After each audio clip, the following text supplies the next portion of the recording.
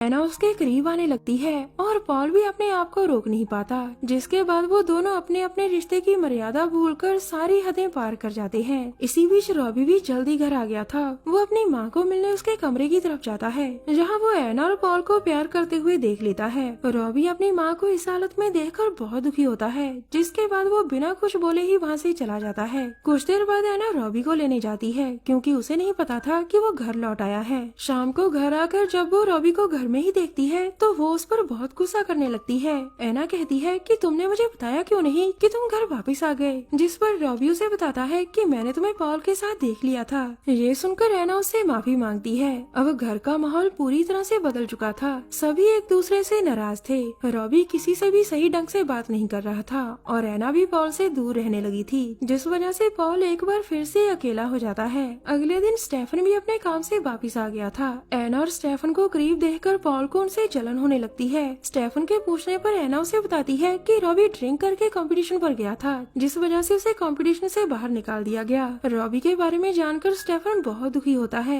और वो उसे समझाने लगता है। उधर पॉल ने भी पूल को लगभग पूरी तरह से नया बना दिया था, जिसे देखकर एना कहती है कि तुम इसमें पानी भर देना ताकि कल हम सभी इसमें खूब मजे कर सकें। साथ ही साथ वो ये भी कह देती है कि अब तुम्हें हमारे घर से चले जाना चाहिए, क्योंकि तुम्हें जहाँ आए हुए कई दिन हो गए हैं। जिसे सुनकर पॉल नाराज हो जाता है और रात को पूल में पानी भरकर एना के प्यारे कुत्ते सोमू को उसमें डुबा देता है। अब वो अपने कमरे में आकर अपना सामान पैक करने लगा था ताकि सुबह होते ही जहाँ से जा सके। तभी उसकी नजर वहाँ रखे पैसों पर पड़ती है जो एना ने पूल ठीक करने के बदले वहाँ रखे थे। सुबह होने पर पॉल रॉबी से विदा लेकर जाने लगता है। दूसरी तरफ एना उठकर सोमू को ढूंढने लगी थी। जब वो उसे कहीं नहीं मिलता तो वो पूल के पास देखती है जहाँ सोमू मरा पड़ा था। वो सोमू को मरा देखकर बहुत रोती है, जिसे दूर से पॉल खड़ा देख रहा था। एना को रोती देखकर वो उनके घर से चला जाता है और इसी के साथ इस कहानी का यही अंत हो जाता है।